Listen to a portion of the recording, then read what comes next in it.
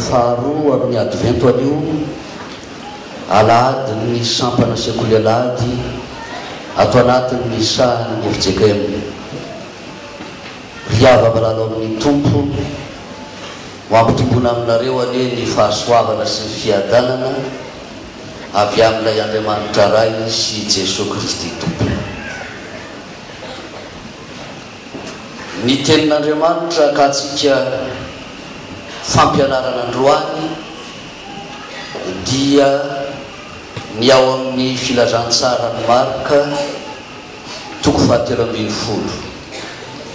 Marka toko fahatelo ambin'ny folo ny andininy fahaefatra amby roapolo ka hatramin'ny faharoa amby telopolo.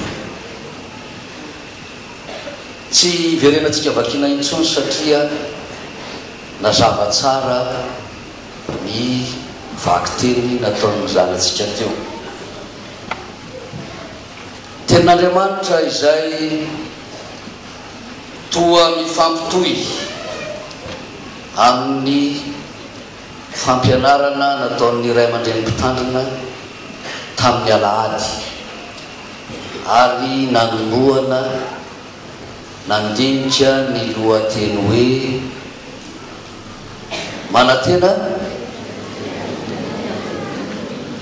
manatena ny fiavian'ny tompo ny mido.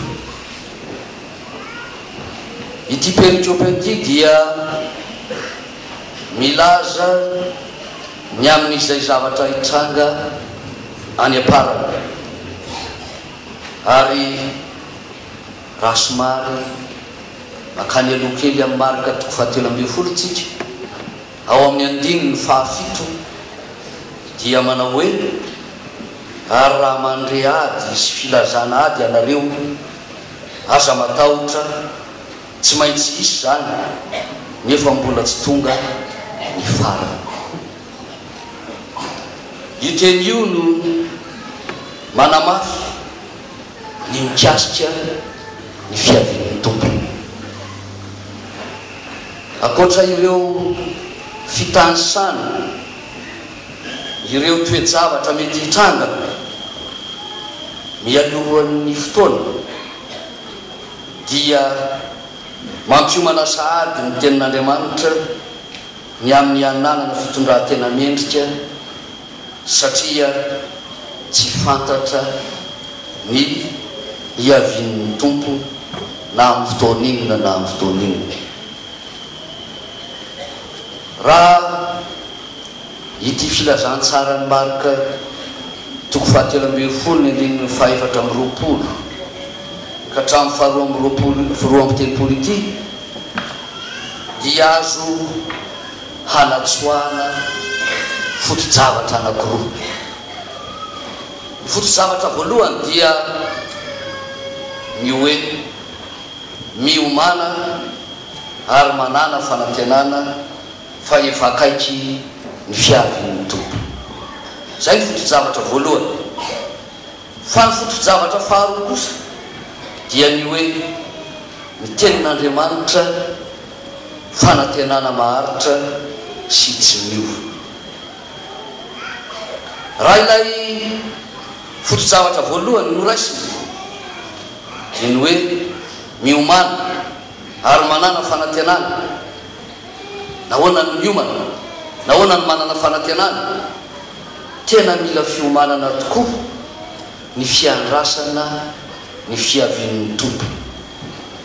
Ny olona mino sy manana fanantenana mafiorina fa tena ho avy tokoa ny tompo no tsy maintsy ho vonona fatratra hiatrika ny hoavy sy izay iseho amin'ny fiavian'ny tompo.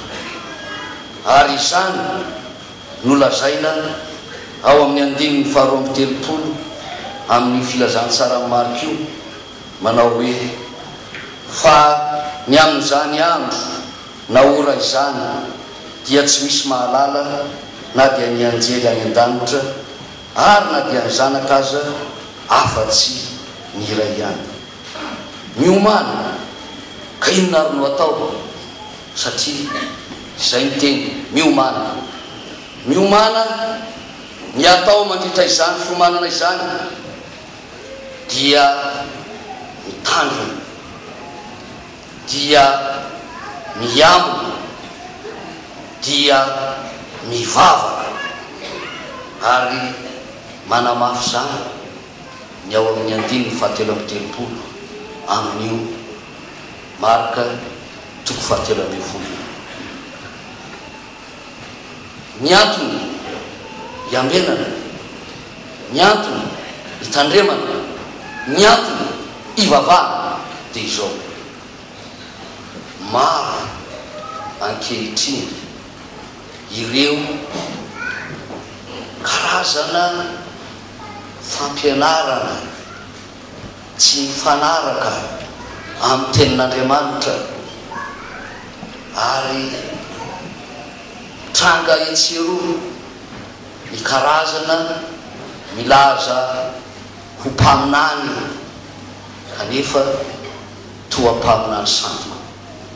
Ary ny olana dia ity mahatoky ery ny olona mahita an'ireny mpaminany reny milaza fa mahay an'izao mahay an'izao dia manaraka an'izany ny olona. Zany hoe sodoka an'ilay fahagagana, sodoka an'ilay zavatra lazainy kanefa tsy mifanaraka amin'ny soratra masina.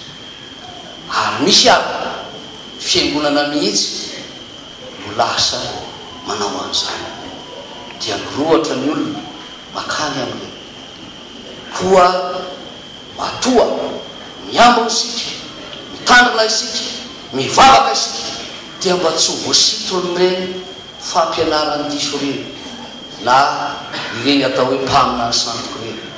Ary misy ara tena azo lazaina hoe antikristy, antikristy. Ka izay no tsy maintsy ambenana, tsy maintsy tandremana ary tsy maintsy ivavahana. Ny hoe mitandrema, miambena dia baiko sy fampiomanana mialoha koa ho atsika azo asolindrotory na voarebireby amin'ny fomba samihafa, aoka ho maina ary aoka ho vonona hanohitra ny fahavalo. Inona moa ny fahavalo? Fahavalon'ny kristianina dia ny devoly sy ny asany sy ny firongony. Zay ny fahavalon'ny kristianina, satria ny devoly dia mahay mandrebireby, mahay mandangolango, mahay mampiseho zavatra tsara tarehy eo amin'ny masony rehetra. Dia voalangolangony iny tsika dia mety ho voataritra makany. Ary zay ny fahavalon'ny kristianina, ary zay ny mila edivana mba tsy ho voasaritra amin'izany zavatra zany. Ilaina ny manavaka ny tsara sy ny ratsy. Ary raha miambina, iza moa ny miambina? Mpiambina ny miambina. Ary ny mpiambina amin'ny maha-mpiambina azy dia mahafantatra tsara ny toerana ambenana, mahafantatra tsara ny olona ambenana. Ohatra azo raisina hoe gardien sy tompotrano. Ny gardien dia tsy maintsy mahafantatra tsara ny tanàna ambenana, ray zay. Faharoa, mahafantatra tsara ny tompotrano. Ka raha sanatria misy manafika ilay tanàna ka mety misavorovoro ny olona dia ho fantatry ny gardien tsara hoe ireto ny tompotrano fa ireto ny fahavalo. Ary matetika indraindray rehefa mifangaroaro ao dia mety ny tompotrano koa no mety ho voakapoky ny gardien ao raha tsy mahay mahafantatra tsara ilay mpiambina. Ary izany no tokony ho asa ny kristianina voalohany, mahay mahafantatra tsara ny mpiambina.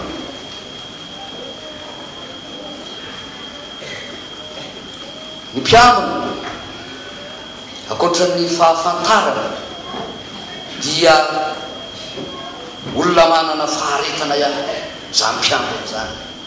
olona manana faharetana zany hoe vonina hiandry amin'ny fanantenana na olo na andro na volana eny nataona firy no andrasana lohevitra banjitsika dia hoe ny fiavian'ny tompo tsisy mahalala an'izany hoe rovina indray efa niavy izy dia lasa dia hoavindray dia miandrandra ny olona rehetra dia mitranga daholo io karazana filazana isan-karazany hoe amin'izao no avy fa isika dia tsy mahafantatra ny fiavian'ny tompo fa mampiamina atsika dia izao tsy maintsy maharitra ary ny toetsaina kristianina dia maharitra amin'ny zavatra rehetra eny na mafiara ny zavatra hoentina na mafiara ny fanenjena na mafiara ny zavatra zay mahazo mety hiatramanay ny fahoriana isan-karazana dia tsy maintsy miaritra izany atao hoe mpiambina izany ary na amin'ny andro atoandro na amin'ny andro alina na isanaiza dia miaritra ny mpiambina zany fiaretan'izany dia aseho amin'iny aseho amin'ny fifehezan-tena zay aloha aseho amin'ny fifehezan-tena aseho amin'ny fahononan-tena ary movatsy zany lazany Petera voalohany ao toko voalohany andininy faha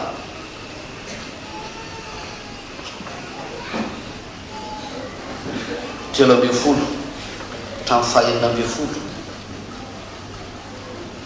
zay fifehezan-tena fahononan-tena zay lazany Petera ary ny dikan'izany dia zao rehefa mahafehy-tena rehefa mahono-tena dia masina fahamasina no hevitra zany rehefa mahono-tena ianao mahafehy-tena ianao dia zao masina ary mazava ho azy tenin'Andriamanitra ny tempolin'Andriamanitra ny tenatsika ka tokony hafehy tena ahono tena amin'ny zavatra zay atao zany akory tsy midika hoe dia efa zay lazay mahafehy tena mba hamasina dia ahono tena dia tsy hanao ninina tsy karakara ny vatana tsy hanamboatra ny zavatra zay tokony ilainy vatana amin'ny mahaolona fa eto dia zay nolazany Petera hoe fahamasinana ny fahononan-tena ny fifehezan-tena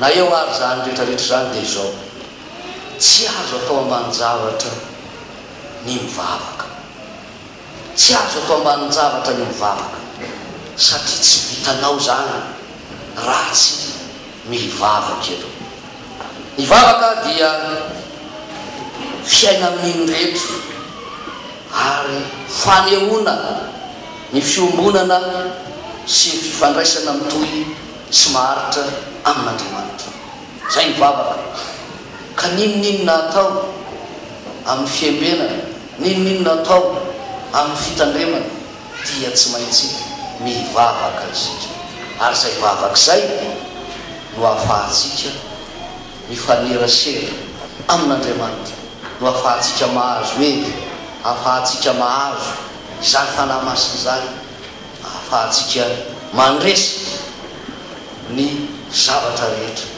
ary rehefa mandresa ny zavatra rehetra dia manantena fa azo izany ny fiavian'ny tompo izany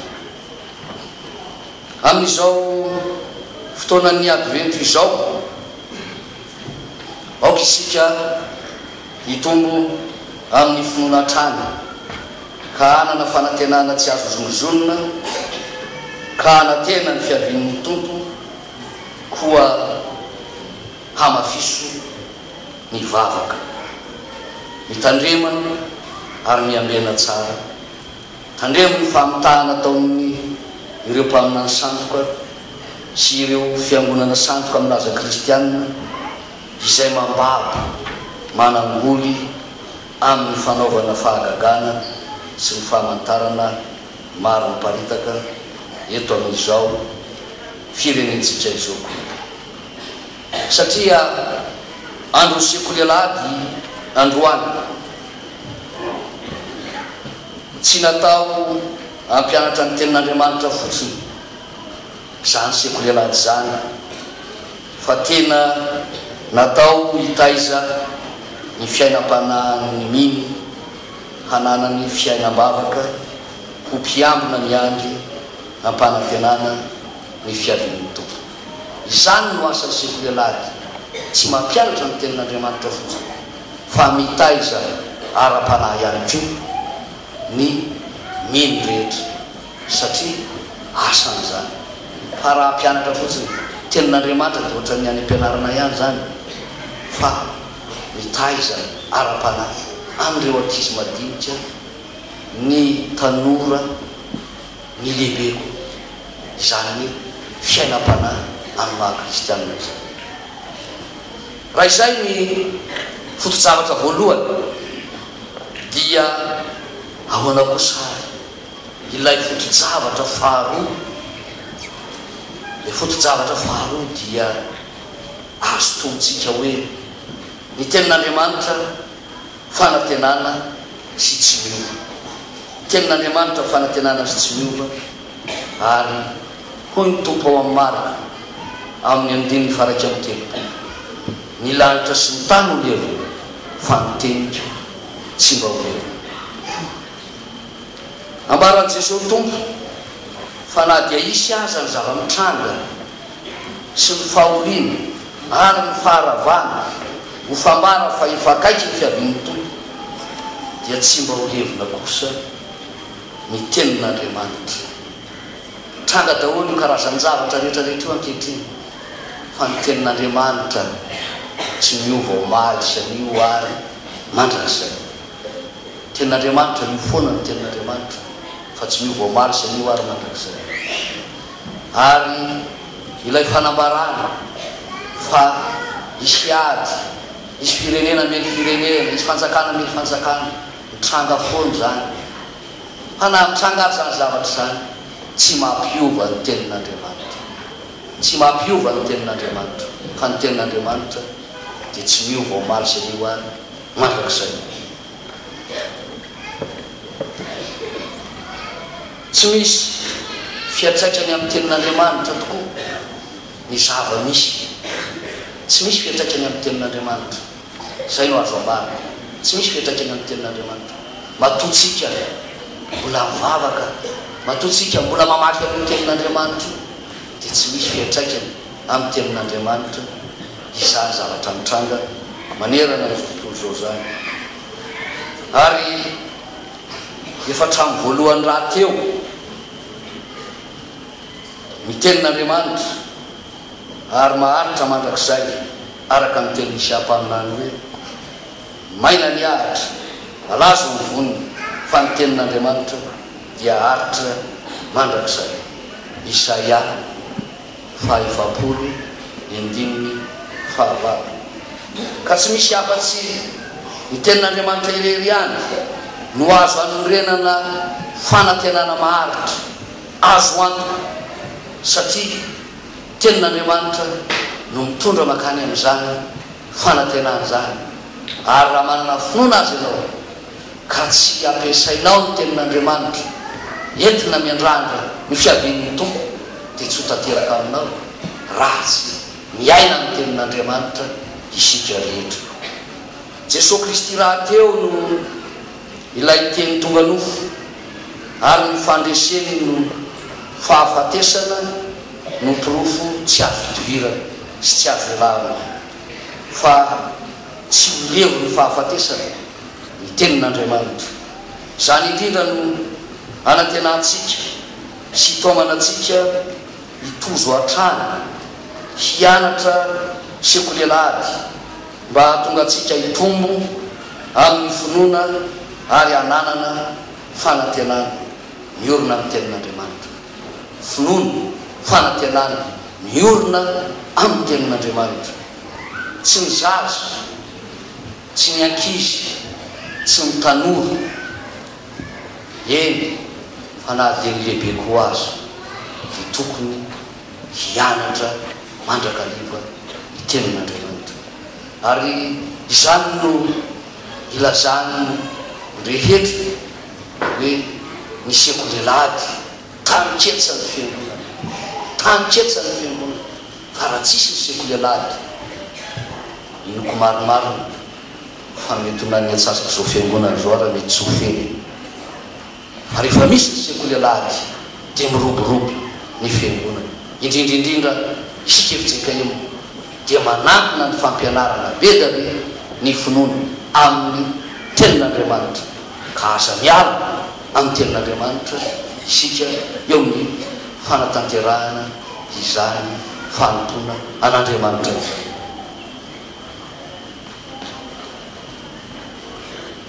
Famaranana ary dia ao anatin'ny vanim-potoana fiomanana amin'ny fankalazana ny krismasy isika. Krismasy moa dia averina foana hoe ahatsiarovana ny nahatongavan'ny mpamonjy ho olona teto amin'izao tontolo izao.